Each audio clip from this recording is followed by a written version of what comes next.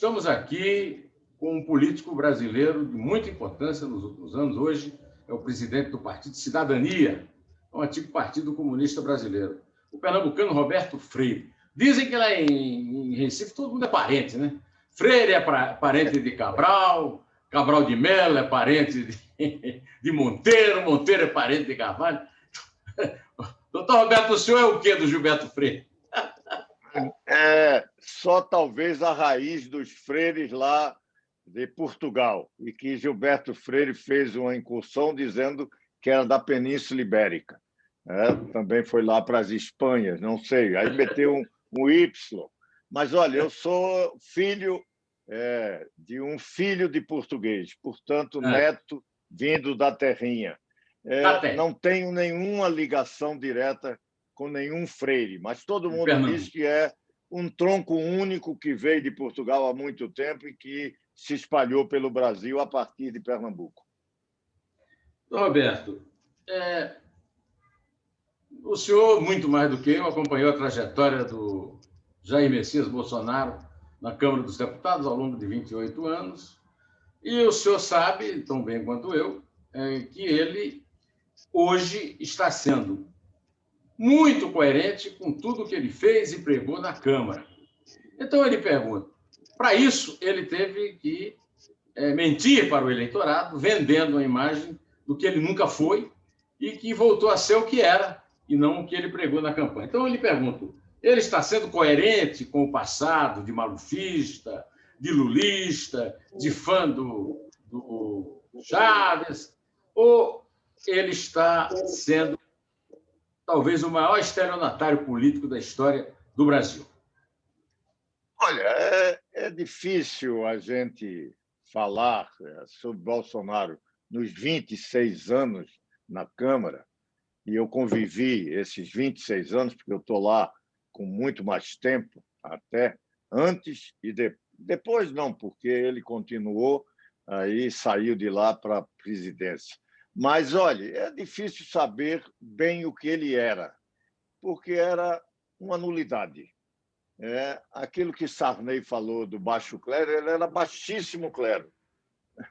As pessoas até perguntavam entre nós, olha, mas o que é que você conversou já com Bolsonaro? E foram raros aqueles parlamentares que conviveram com ele e que disseram que trocaram mais do que as palavras civilizadas de bom dia, oi, como vai, tudo bem, passando no corredor. Ou seja, em termos de conversa, quase ninguém conversou.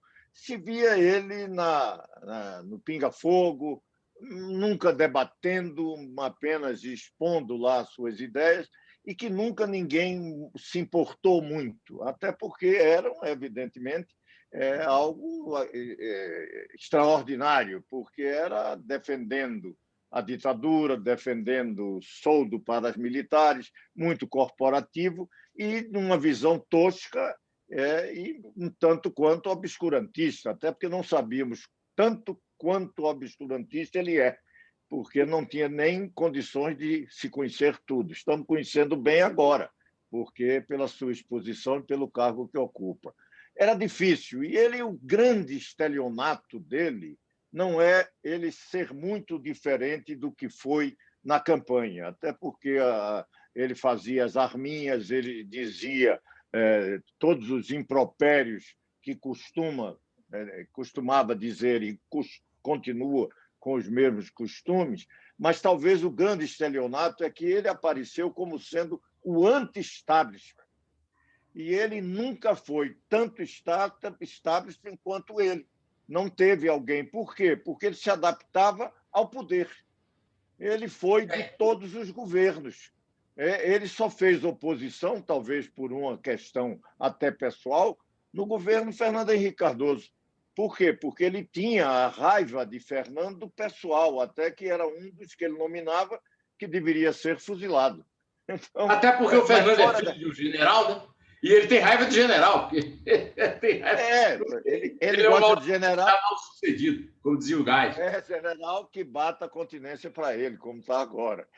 Muitos aí fazendo. Mas, olha, é só isso. Esse foi o grande estelionato. De que ele é como se fosse o anti-establishment, o o homem que combatia a corrupção, que não participava quando participou, e talvez participou daqueles pequenos crimes, até porque para os grandes ele não era considerado, né? O seu Eu até partido... cheguei. Eu quero roubar um pouco isso aí que o senhor falou, porque eu já Não, cheguei. claro. De que ele foi contra a corrupção porque ele não foi convidado para a grande corrupção. E não foi convidado para a grande corrupção porque não tinha a menor importância, não tinha a maior relevância, não valia nada. Exatamente, até porque ele fez a pequena, que não deixa de ser corrupção e que deve ser punida, mas era pequena, que era aquela de fazer as que chamam agora, eufemisticamente, de rachadinha.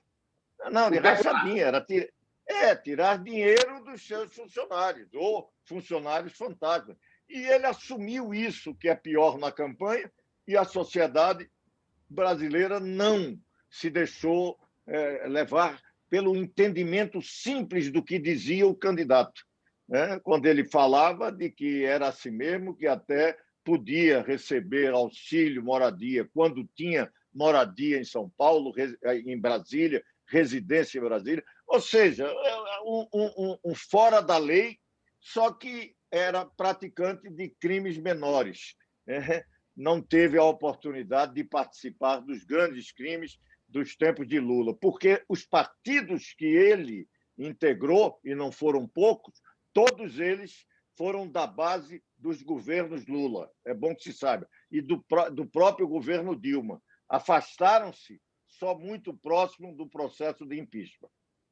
Doutor Roberto, eu falo muito em bolsonulismo, que seria uma aliança do Bolsonaro com o Lula e do Lula com o objetivo comum de chegarem ambos, que é o mais interessante para ele, ao segundo turno em 22. Mas eu quero lembrar um fato, pelo menos um fato que o senhor testemunhou lá na Câmara, que já mostra os antecedentes de bolsonulismo, não apenas os elogios dele ao Lula, como o fato de o único projeto que ele conseguiu aprovar foi o projeto da pílula do câncer, que já demonstra a tendência de charlatão dele, que ele fez em sociedade com Arlindo Quinalha, médico, presidente de sindicato e petista, né? E que continuam até hoje militando por esse projeto, que é um projeto profético, porque mostra aquela vocação dele de vendedor de óleo de cobra na Feira Livre. Que o senhor deve, apesar de ser do Recife, eu sou de lá do sertão, mas eu acho que o senhor conhece o vendedor de óleo. Os curandeiros e charlatões. Tudo. Agora é a cloroquina e agora o spray lá de Israel. Lá de Israel. O spray milagroso. Eu quero lembrar também que o senhor falou que ele passou por vários partidos, mas o partido em que ele mais durou foi o partido do Paulo Maluf, que era um ícone da corrupção e que hoje não é mais do Paulo Maluf, é ex do Maluf e é do Ciro Nogueira, né? No grande momento era de um deputado do Paraná, que já faleceu, mas que era o grande articulador, Jatene, se não... José Janene. Que morreu, Janene. Não foi réu. Morreu. Mas ele era o grande articulador, ele e o nosso Pedro Corrêa, lá de Pernambuco. E eram muito ligados a Lula, né? Eu me lembro, quando ainda estávamos com Lula, logo depois de 2002, houve uma reunião do que Lula chamou de Conselho Político. Também foi a única vez que se reuniu. E nós estávamos lá, e quando vimos Roberto Jefferson, Valdemar Costa Neto, Pedro Corrêa, tendo uma proeminência muito grande com Lula, articulando o que fazer, eu até comentei com o Pena, que é ainda presidente como eu era, presidente, ele é do PV, e a gente disse, isso aqui não está bem, não. O próprio Arraes meio incomodado. Ou seja, aquilo dali não pronunciava boa coisa. E foi o que aconteceu. Doutor Roberto, e agora nós temos aí o doutor Lewandowski, que o Lewandowski o senhor conhece, ele já havia liberado a Dilma a ser merendeira de escola, terminou liberando a Dilma para perder feio a eleição para o Senado em Minas, mas rasgou a Constituição para isso, né? E agora ele está liberando o acesso da defesa de Lula a provas flagrantemente criminosas, inclusive um incentivo ao hackeamento, né? Que é uma quebra do sigilo telefônico, né? E com o apoio também de um conhecido seu, nordestino como nós, o alagoano Renan Calheiros, que está sugerindo, aí, não sei se o senhor chegou a ver, a anistia para os hackeadores daquele Intercept Brasil para prejudicar o Moro, que é o grande objetivo deles agora. Como é que o senhor vê essa autorização? Está baseada também no fato do Gilmar Mendes estar sentado num pedido de vista sobre exatamente a questão da prova ilícita, que é inconstitucional. Como o senhor vê isso? O senhor conhece bem o assunto? Eu vejo com muita preocupação, porque eu me recordo bem dos chamados, as 10 medidas de combate à corrupção, que o Moro, inclusive, liderou, de uma das suas propostas de admitir no processo as chamadas provas ilegais, né? E isso foi rejeitado pela Câmara. Foi rejeitado muito corretamente. Por quê? Porque nesses tempos digitais que nós estamos vivendo, nessa nova sociedade, eu costumo fazer um blog dizendo o seguinte, que você vai ter agora nos escritórios de advocacia os hackers. Para quê? Os hackers. Por quê? Porque passam a ser uma peça importante em processos que você acumula provas ilegais e que, posteriormente, você anula os processos que você tiver interesse, né? Por quê? Porque o que o Supremo está fazendo é utilização de uma prova ilegal para anular um processo que, inclusive, passou pela instância do Supremo Tribunal Federal em vários dos seus momentos, com recursos que foram colocados, habeas corpus que foram solicitados.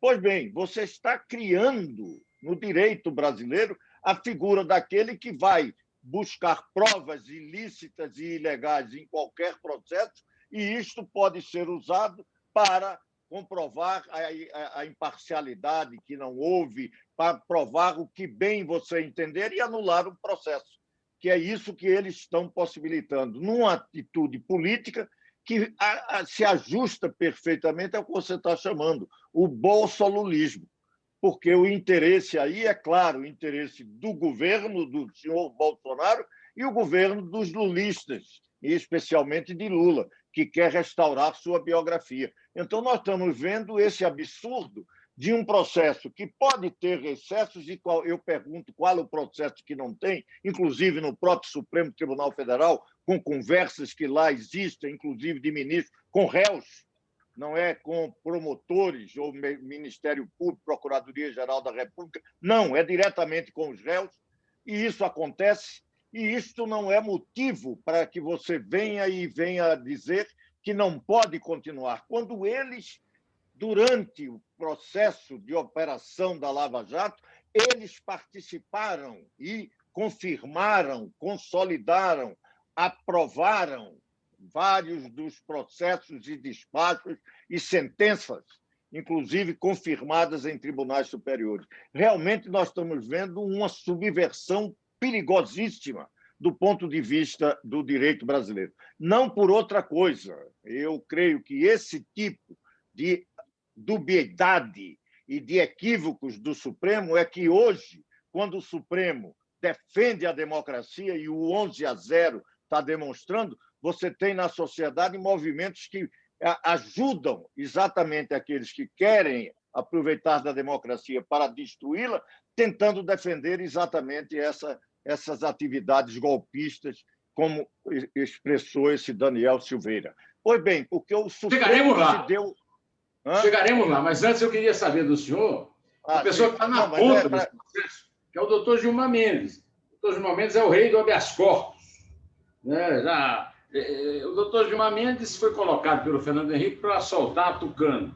Quando os tucanos foram atingidos pela Lava Jato, ele virou inimigo da Lava Jato. É inimigo público.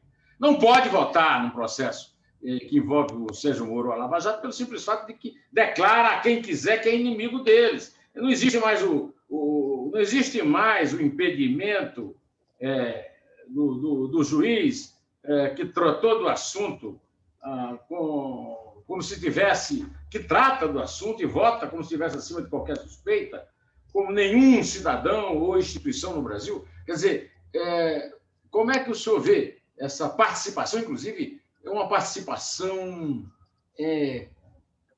cúmplice, né, de acumpliciamento do ministro Gilmar Mendes nesse processo?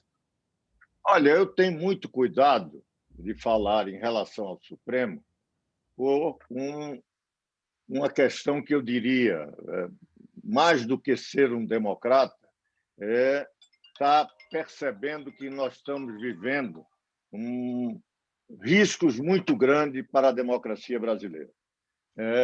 A mesma coisa de poder dizer que o Congresso Nacional tem os seus defeitos, que não são de hoje, que talvez apenas estão mais amplos e profundos, e falar do Congresso como uma certa um certo menos.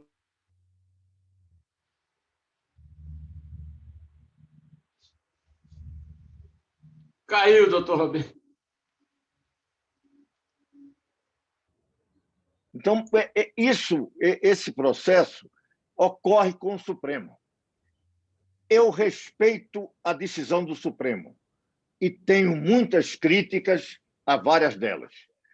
Respeito os ministros, embora tenha crítica, inclusive, a um processo que é quase generalizado. São poucos os ministros que não têm aquela dimensão de garantir uma liturgia que o juiz tem que ter de falar nos autos e não de se intrometer nas políticas.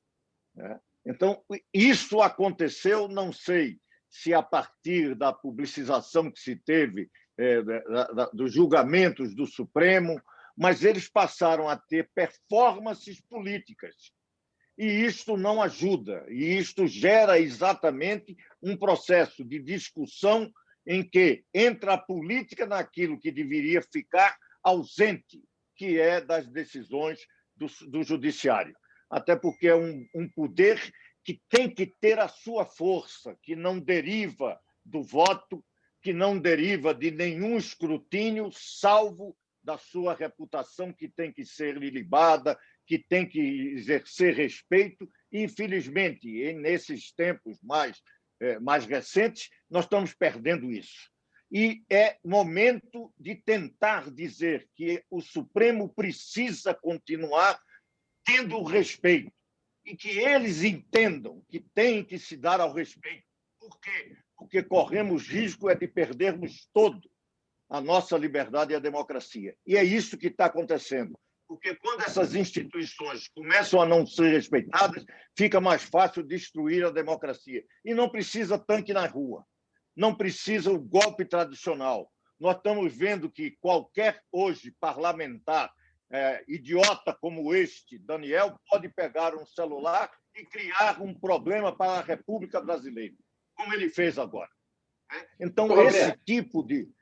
É nesse sentido que eu vejo com muita preocupação, mas quero dizer que precisamos dizer, o Supremo tem que começar a entender que não é um órgão da política do dia a dia, embora se saiba que suas decisões são jurídicas e políticas, porque é a Corte Suprema, mas, de qualquer forma, não pode estar se imiscuindo no dia a dia da política, como, infelizmente, de uns tempos para cá. E tem alguns que são mais salientes do que outros nessa intervenção na ordem política, na discussão política. Isso não é bom, isso não nos ajuda. Esse ativismo, inclusive legislativo, que vem de algum tempo, confunde, complica e dá lugar, inclusive, àqueles que querem destruir a democracia, utilizar esses erros e esses equívocos que são cometidos. Roberto, por enquanto, as pesquisas mostram que o único candidato que pode fazer frente ao Bolsonaro é o Moro, e que o mais fácil dele derrotar é Lula, qualquer poste dele. Então, há um combate específico contra o Moro em todos esses conluios E isso envolve a cúpula dos três poderes. O senador Lazier Martins chamou isso de confraria.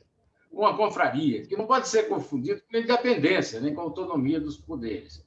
É como se houver a fraqueza do Centro Democrático, que não apresentou nenhum candidato para enfrentar o Bolsonaro, e o combate reunido contra a figura específica do Moro, que nem se apresenta como candidato.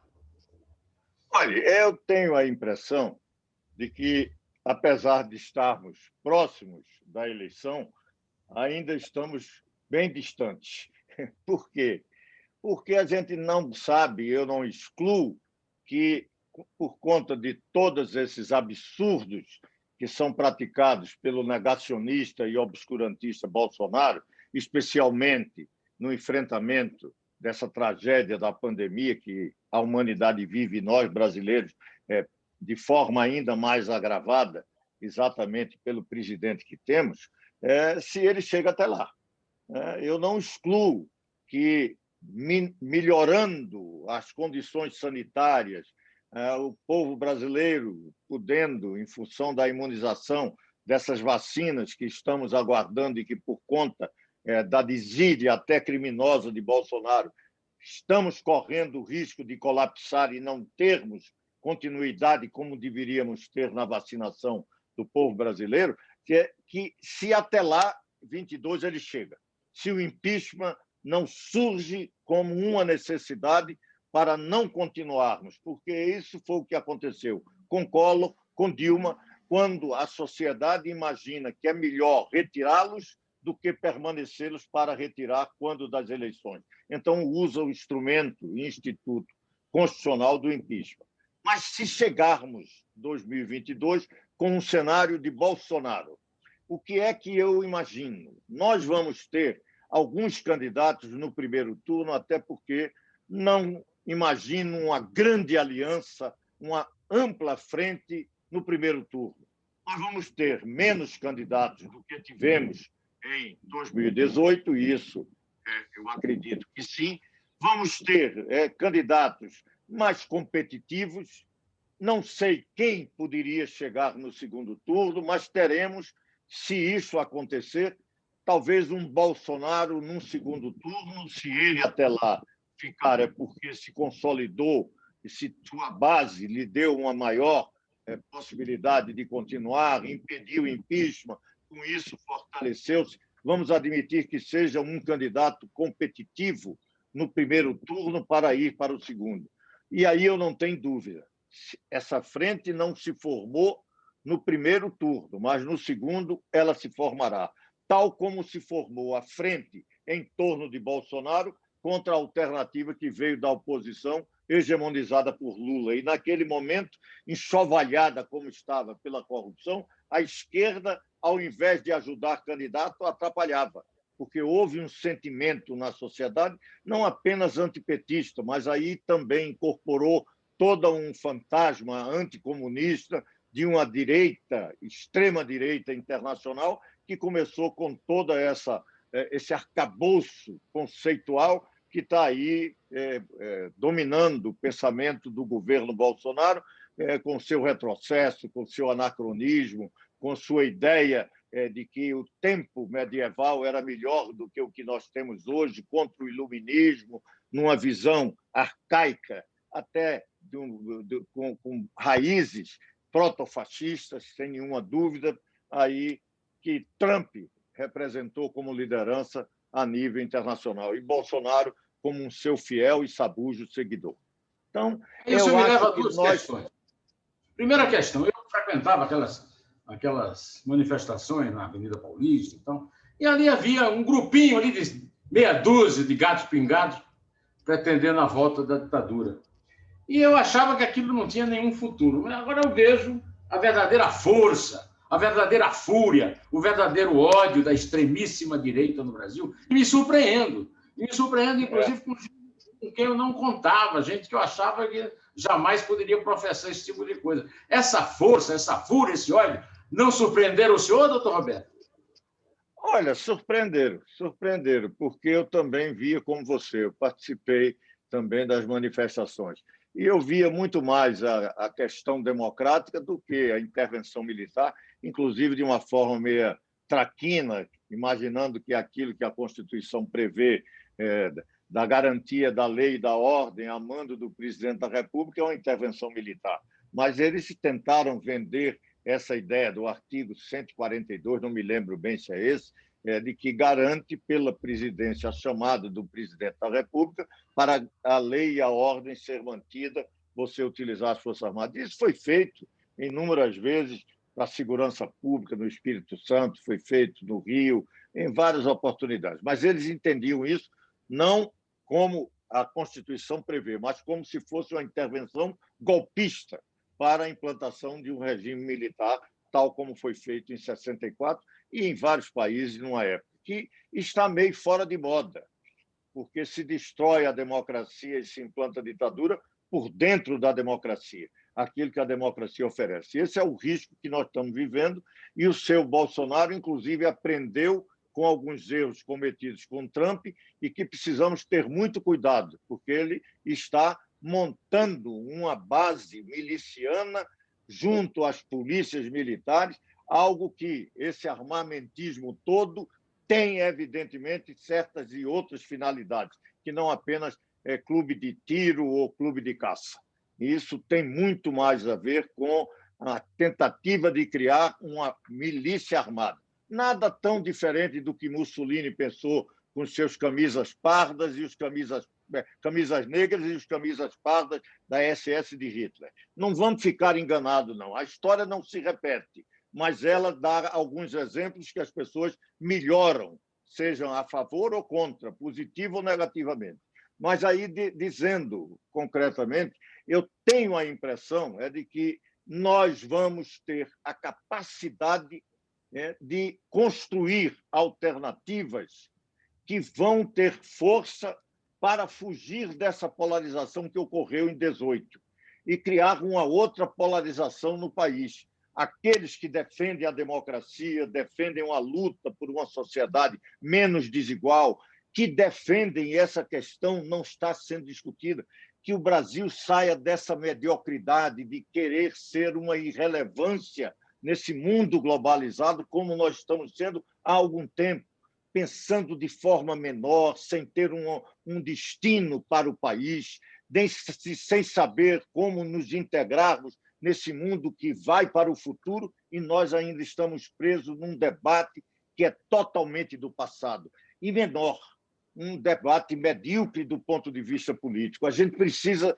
renovar no Brasil aquela ideia de que nós podemos pensar grande e viver entre aqueles que são os melhores no mundo, e não sermos e nos contentarmos em ser pária, em ser um país que viva defendendo relações atrasadas, que já estão superadas no mundo, não entender que estamos vivendo uma outra sociedade, ainda pensar que temos contradições do capitalismo industrial, quando estamos numa sociedade pós-capitalista, uma sociedade que ruma para a inteligência artificial, robotização, digitalização, uma sociedade de novas relações e novas instituições. Então, isso é que a gente precisa tentar construir nesse pouco tempo que resta para 2022, mas que é tempo suficiente para nós concretizarmos. É isso que temos que nos mover em torno disso.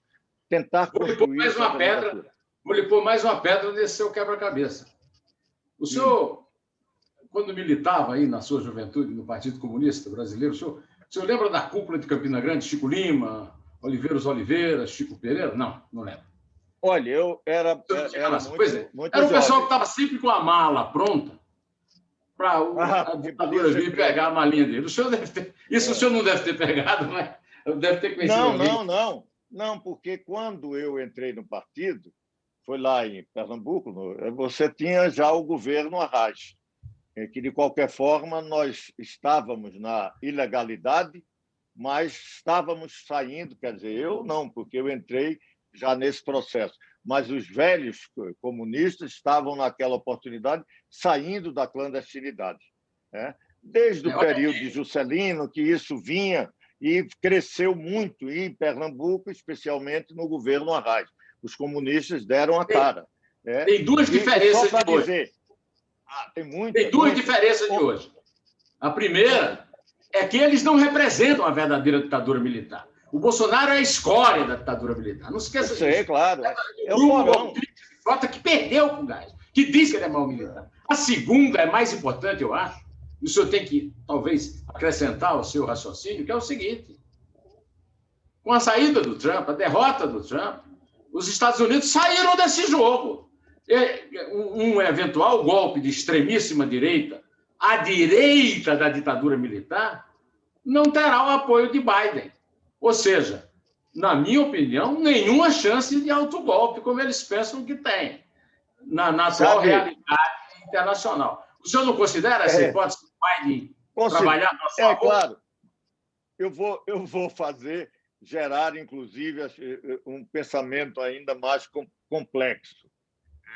Esse exemplo do Myanmar, esse golpe militar recente que aconteceu, num país até que foram raros os momentos de Estado democrático, sempre dominado pelos militares há muito tempo. Mas o que é que aconteceu? Você teve, surpreendentemente, um país que estava na órbita, no tempo da Guerra Fria, da hegemonia norte-americana. Esse golpe foi condenado como golpe de Estado pelo Biden, pelos Estados Unidos, contra. E isso causou surpresa. Mas a surpresa vem do outro lado. Embora não se viva mais na Guerra Fria, imediatamente esse golpe militar foi apoiado pela China.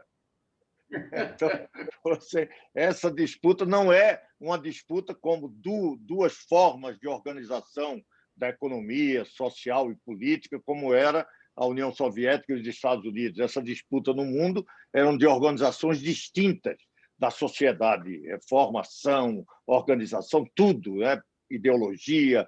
Bom, não tem mais isso, até porque a China, mesmo com a ditadura do Partido Comunista, ela é uma economia integrada nesse mundo que está aí e disputando hegemonia com os Estados Unidos. Capitalismo selvagem!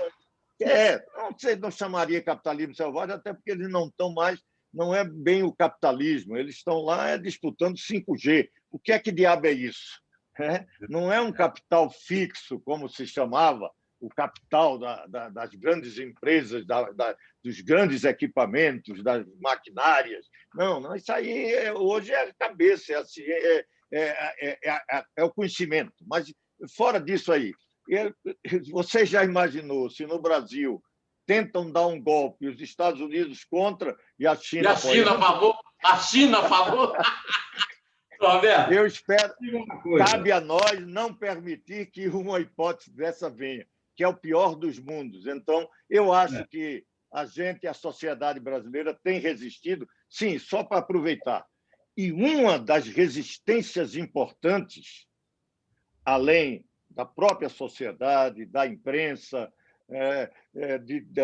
da política, você tem duas grandes instituições que, até o momento, atuaram como contenção de qualquer tentativa golpista. O Congresso Nacional, e daí a importância que adquiriu Rodrigo Maia. Nesse aspecto, ele foi importante como guardião no confronto com a tentativa golpista de Bolsonaro em vários aspectos, e o Supremo Tribunal Federal.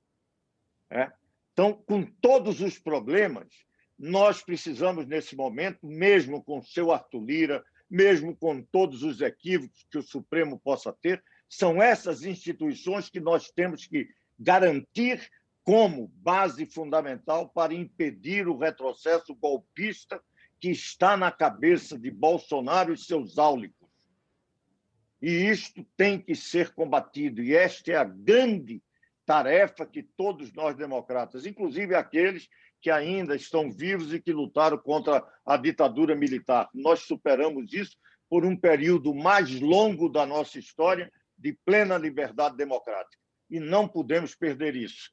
Corrigir rumos, ter novas elites políticas, melhorar, combater todos os desvios, inclusive corrupção, voltar a ter uma preocupação em relação a isso, que está caindo em nome inclusive de tentar restaurar biografia ou blindar aqueles que já têm biografia que não se pode chamar de biografia, mas folha corrida. Mas, acima de tudo, é essa ideia de que precisamos construir alternativa para 22 que derrote esta tentativa de retrocesso bolsonarista e também de um regresso que é passado do lulismo.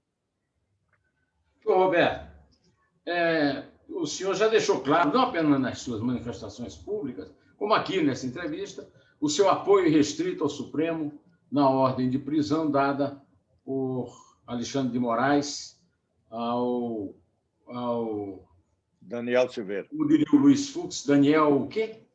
Silveira. O quê? O quê? Daniel o quê mesmo? Daniel o quê? Então, mas isso se somam vários casos em que o Congresso tem dado uma contribuição muito pouco relevante à ética na política. Eu vou citar os últimos. Wilson Santiago, Chico Rodrigues está voltando hoje ao Senado, depois de pilhado pela Polícia Federal com dinheiro na cueca. Flor de Lis de Souza mandou matar o marido. E agora, Daniel o quê? Daniel o quê tem duas observações que eu gostaria de falar com o senhor. A primeira é que ele é colega do Bolsonaro num aspecto da biografia dos dois, que é a vagabundagem. Ele tem não sei quantas ordens de prisão. Punições. Advertência. Tudo por absenteísmo, tudo por falta ao trabalho. Bolsonaro não leva nenhuma apreensão nem nada, mas ir ao trabalho ele nunca foi, né? Então, o senhor não acha que o Congresso precisava, para assumir um papel desse, fazer uma limpeza no seu Conselho de Ética, começar a funcionar e a evitar esses vexames que eu citei aqui? Sim, claro. Olha, o que eu posso dizer é de que eu não estou dizendo que temos que ter uma visão idílica nem do Supremo, nem do Congresso. Infelizmente, não se tem um país vindo atabalhoadamente com vários problemas há decênios, você ter instituições impolutas, que não tenham os seus equívocos e graves erros e até alguns crimes, porque, por exemplo, você não tem um conselho de ética no Congresso, nas casas, que funciona efetivamente para coibir, como atentado ao pudor, o que aconteceu com o senador flagrado com recursos de origens ilícitas, escondendo. No Brasil está uma fixação de se esconder dinheiro em cueca. Como o deputado estadual do Cidadania aqui em São Paulo.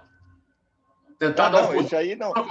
Sim, mas esse está sendo. Olha, esse está sendo até rápido. Tá lá, vai ser expulso? Assembleia vai. Provavelmente o Conselho de Ética do partido já pediu. Só não julgamos ainda, porque ele entrou aqui na Justiça e uma juíza deu uma liminar suspendendo o processo nosso de julgamento do parecer do Conselho de Ética. Mas estamos tentando derrubar. Vamos ver se derruba para a gente ultimar isso daí. Mas está até sendo rápido, e bom, até porque isso se deve também à agenda que está muito presente da questão da luta da mulher pela sua dignidade. E, então, isso ajuda a que não seja um crime que fique impune. Então, esse está tendo até celeridade na Assembleia Legislativa de São Paulo. Uma celeridade dentro do possível aqui entre nós. Mas esses fatos precisam ser enfrentados. Claramente é inadmissível que você não tenha um conselho de ética funcionando. Vai funcionar agora por conta da pressão que foi do Supremo 11-0 ter prendido um deputado. Aí vão ter que fazer de forma célere a implantação, a instalação do Conselho de Ética, que estava sem se reunir desde que essa legislatura iniciou-se, já pelo menos 2 anos. Isso é inadmissível. Mas uma coisa importante nesse episódio é demonstrar, por exemplo, que nós estamos numa transição, algo disruptivo, em geral. Não é apenas nas relações de trabalho, nas relações sociais, na comunicação, nisso que estamos fazendo. Quem é que imaginava, se nós não tivéssemos esse novo mundo, fazer uma entrevista dessa? Eu tinha que estar aí em São Paulo ou você aqui em Brasília. Não tinha jeito algum. Hoje nós estamos fazendo aqui em Brasília, Brasília que você está. Você está em Brasília. Eu estou em Brasília, você está em São Paulo. Então, você veja como a gente está... E esse mundo veio para ficar, não é uma coisa que veio por conta da pandemia. A pandemia apenas antecipou, acelerou a sua implantação. Pois bem, Roberto, isso tá mudando tanto. Diga. O senhor já está imunizado? Já está o quê? Imunizado? Não, ainda não. Aqui quando? paralisou. O senhor está prevendo para quando o senhor vai ser imunizado? E eu sei, agora está tudo bem parado. Eu acho que aqui houve um certo colapso de vacina, porque há mais de 10 dias estavam vacinando os de 79 anos. E eu estava imaginando que tinha chegado a minha hora, porque eu tenho 78. E já eu tenho 69. Vou ter que esperar até o ano que vem. O doutor Gonzalo Vecina já disse que o Brasil tem capacidade para vacinar toda a população maior de 18 anos até julho. Só que esses canalhas não compram vacina e ficam falando de vacina chinesa, mentindo sobre a vacina. Por que esses caras continuam fazendo isso e não acontece nada? Olha, eu já tentei brigar, estamos tentando ver se instala agora, está difícil.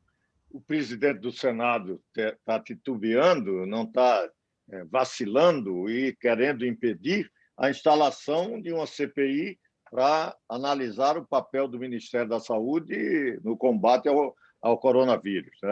E eu já, desde o ano passado, eu insisti muito que tínhamos que ter uma CPI. Não podia deixar um governo e a oposição, e CPI é instrumento de oposição, não podia deixar ele livre para estar fazendo o que ele fez. Infelizmente, você está falando falta de vacina e você tem um governo que negou a vacina. Que nega? E nega ainda, mesmo apesar da mãe dele ter se vacinado. Mas foi da AstraZeneca. Mentira! Foi do Coronavac. É um mentiroso.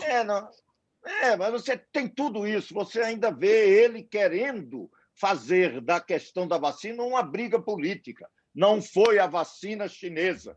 Só falta dizer, porque se fosse algum tempo atrás, diria. Hoje ele está se contendo, até porque um certo medo de que, saindo do governo, ele será processado por crime contra a saúde pública, curandeiro e charlatão que foi, de tentar fazer com que tomasse cloroquina e uma série de outras drogas que não têm eficácia alguma, com tratamento precoce que ninguém indica, e ele fez disso o seu ponto de vista contra a ciência, contra as vacinas, contra o isolamento, contra o Brasil ter condições de salvar vidas de brasileiros.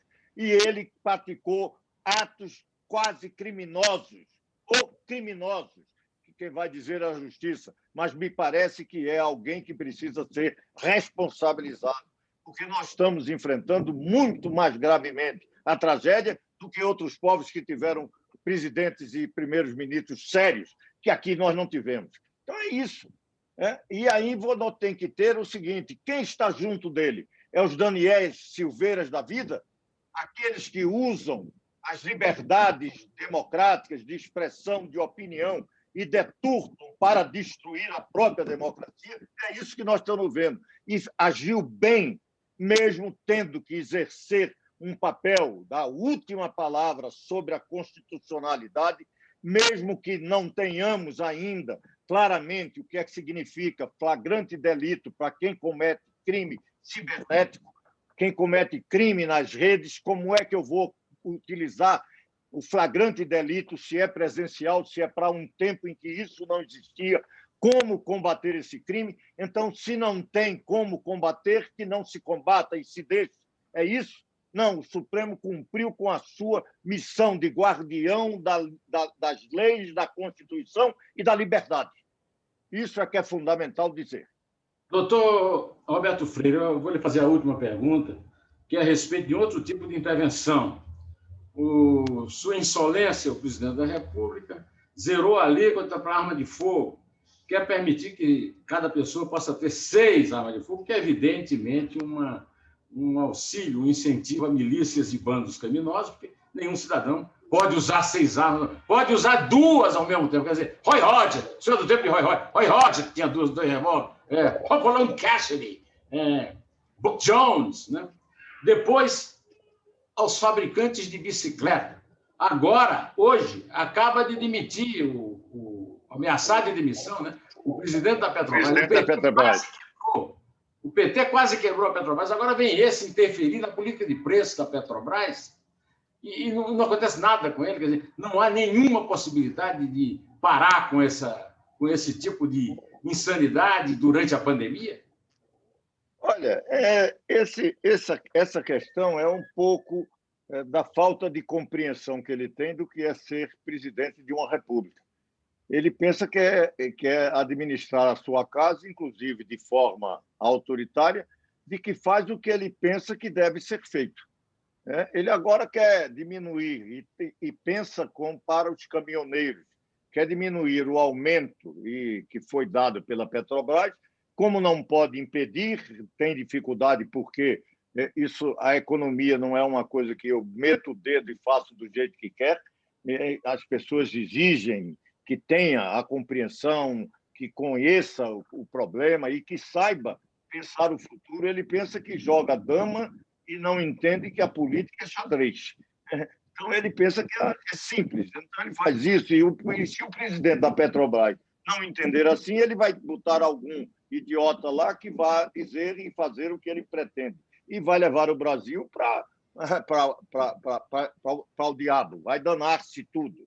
E isso está acontecendo. E o pior é que ele tem uma equipe econômica que alguns liberais no Brasil, ainda alguns acham que tem alguma coisa a dizer e não diz coisa alguma, é de uma nulidade total. Esse Paulo Guedes e a sua equipe é de uma ineptitude total, plena.